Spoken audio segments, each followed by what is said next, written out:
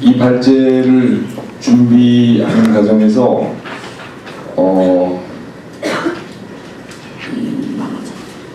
여기 저자 중에 제일 앞에 나와 계신 오택석 선생님께서 사실 이 풀 저작권을 다 가지고 계십니다. 통찰력을 주셨고 또 엄청난 추진력으로 아이디어를 주셨고, 그래서 이 작업을 시작하게 됐습니다. 그 다음에 설진아 선생님, 또 김혜영 선생님, 저 이렇게 4명이 작업을 해왔는데, 그럼에도 불구하고 오늘 여기 발제하는 이 글에 대한 글의 전체적인 구성은 같이 인용한 바 있지만 자세한 내용들과 글 세부에 대한 책임들은 전적으로 다 저에게 있습니다.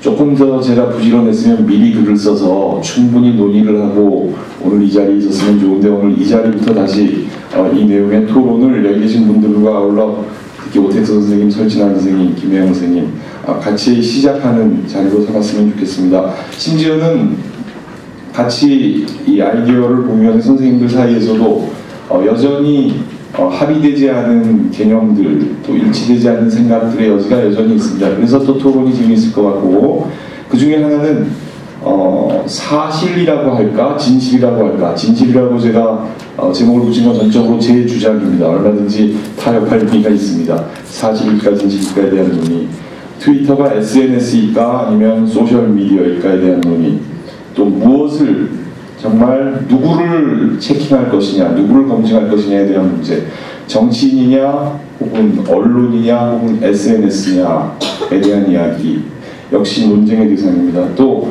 주어져 있는 자료들을 어떻게 해석할 것인가 하는 문제도 여전히 선생님들과 같이 계속 논의가 돼야 될 내용입니다.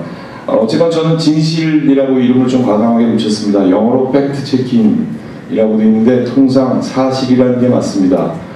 그런데 어떤 사실들을 확인한다는 것의 가장 단순한 사례는 여기 제가 이야기하고 있는 마무개의 생년월일이 1961년 3월 며칠이다. 이게 사실이냐 아니냐의 문제도 역시 사실의 문제에 속합니다. 굉장히 중요합니다. 저와 저의 어머니에게는 굉장히 중요합니다. 그렇지만 여기 계신 어떤 분도 제가 3월 11일생이건 13일생이건 사실 크게 중요하지 않고 큰 정치적 의미를 가지고 있다고 생각하지 않습니다. 따라서 단순한 사실보다는 어떤 좀 의미 있는 사실이 우리가 관찰을 해야 될 대상일 것 같다. 의미 있는 사실이란 무엇일까? 어떤 주장과 연결되어 있는 사실을 우리가 바라볼 필요가 있을 것 같다라는 측면에서 좀 과감한 이 단어지만 진실이라는 단어를 붙였습니다. 그래서 실제로 영어로는 팩트체킹이라고 이야기하지만 진실 검증에 가깝지 않을까. 물론 타협의 여지는 여전히 있습니다.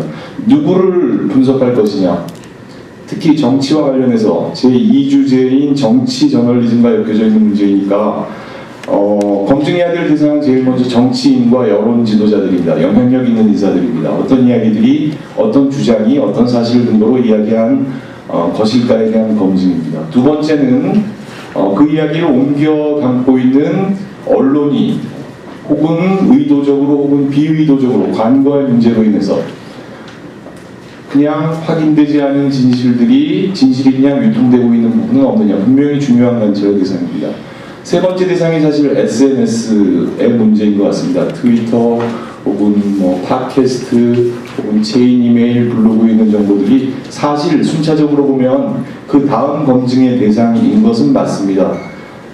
그럼에도 불구하고 사실 이 주제가 SBS 정치 발언이라는 제목으로 시작되어야 되는 주제라는 것에 대해서 저는 이 글을 준비하면서 좀 굉장히 부담을 느꼈습니다. 즉 정치인 언론의 문제는 그럼 어디다 놓고 SNS에만 초점을 맞출 명분이 과연 있을 것이냐. 굉장히 예리하게도 조금 전에 와서 읽어봤더니 옆에 계신 김경희 선생님도 토론문에서 바로 정확하게 그 문제를 지적해 주셨습니다. 그럼에도 불구하고 SNS와 소셜미디어에 어떤 책임을 묻고 검증할 이유가 있다면 그 이유가 있기에 아마 주제 2 SNS와 정치 저널리즘이라는 제목이 묶였던 것 같고, 지난 한 1년 동안 있었던 한 몇몇의 선거에서 특히 정치 전국에 분명히 몇몇 소셜미디어들이 정치 현황에 영향을 끼치는 것은 있는 것으로 추정된다라는 가정에서 이 이야기가 출발되는 것 같습니다. 오늘 아침에 제가 여기 와서 다 말씀드리지 못했습니다만 조금 전에 선생님들 발제하신 글들을 빨리 쭉 살펴보면서 보니까 주로 특히 SNS와 정치와의 관계 속에서 효과, 영향력, 어떤 일들이 발생하고 있느냐에 관심을 기울이시는 것 같습니다. 굉장히 중요한 연구 주제라고 생각됩니다. 저는 그 영역이 바로 일종의 게임으로 이름을 붙이자면 일종의 여론의 게임의 장인 것 같습니다. 즉 SNS로 인해서 우리의 생각과 태도들이 심지어는 투표 행위조차 어떤 영향을 받느냐, 여론 형성과 여론이 생겨났다 소멸되고 있는 것에 대한 추적, 커뮤니케이션, 특히 정치컴 효과 연구의 측면에서도 어떤 관점에서도 굉장히 중요한 대목인 건 맞습니다. 그럼에도 불구하고 또 한 가지 효과, 즉 여론의 게임을 쫓아가다 보니까 놓치고 있는 게 바로 진실 게임의 영역이 아니겠느냐. 즉 이 안에 있는 내용을 누가 확인해 줄 것이냐.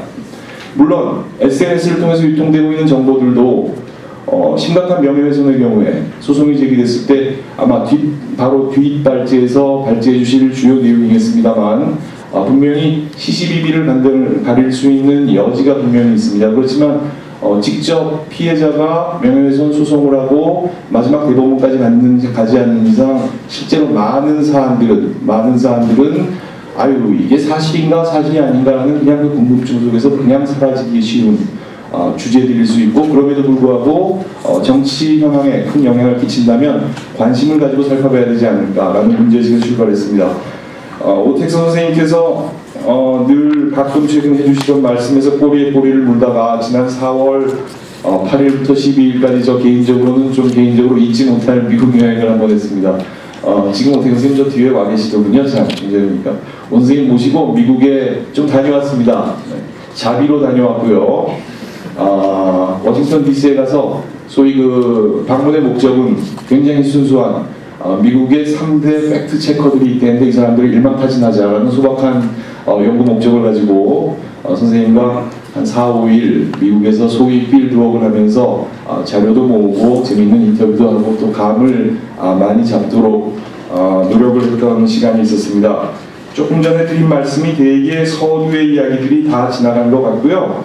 여러분 가지고 계신 이 자료집에 181페이지부터 미국에서 팩트체킹을 어떻게 하고 있는가에 대한 모델들을 대표적인 3가지 모델을 좀 소개를 했습니다. 첫 번째는 politicback.com이라는 비교적 많이 알려져 있는 탐파베이 타임스가 운영하고 있는 정기적으로 하루에 한 2번쯤 아주 포괄적인 의미에서 정치와 관련된 주요 사안의 팩트체킹을 하는 시스템입니다. 뒤에 자료가 있습니다만 politicback.com이 검증을 대상으로 하고 있는 대상은 주로 정치인들이 현장에서의 발언입니다. 그 다음에 일부 언론의 보도가 포함되어 있고, 그 다음에 소셜미디어, SNS, 페이스북, 블로그 등 기타 소셜미디어들도 바로 이 검증의 범주에 포함되어 있긴 합니다. 그렇지만 주로 관찰하는 것은 주요 정치인, 정치에 영향을 끼칠 수 있는 여론주도층 혹은 대변인, 국회의원들, 상하원 의원들 발언이 주로 매일매일의 검증의 대상입니다. 또 하나, 두 번째 시스템은 factcheck.org라는 이름의 사이트입니다. 이것은 특정 신문사에 속해 있지 않고 유펜의 유니버시티 펜실베니아의 애넌버그 퍼블릭 폴리시 센터의 애넌버그 재단의 후원을 받아서 만들어져 있는 팩트체킹 시스템인데, 사실 CNN의 브룩스 잭슨이라는 전직 기자가 젊은 시절에 약 10여 년 전에 시작한 그 factcheck.org가 바로 그 모습입니다. 여기서도 역시 여전히 정치인의 발언들을 주로 검증의 대상으로 삼고 있습니다만 바이럴 스파이럴이라는 메뉴를 하나 만들어서 거기서는 주로 체인 이메일 혹은 페이스북, 블로그에 유통되고 있는 사이버 공간 속에 있는 어떤 팩트들을 검증하는 시스템을 만들어 놓고 있습니다. 세 번째 시스템은 워싱턴 포스트의 소위 1인 팩트 체킹 시스템입니다. 글렌 캐슬러라는 중견 기자가 공무성 취재 경험이 경륜이 많은 중견 기자가 더 팩트 체커라는 칼럼을 쓰면서 하루에 하나씩 이 검증을 하는, 즉 검증 칼럼과 검증 판정을 하고 있는데, 제가 들어본 바로는 온라인상에서 약 80만에서 100만 정도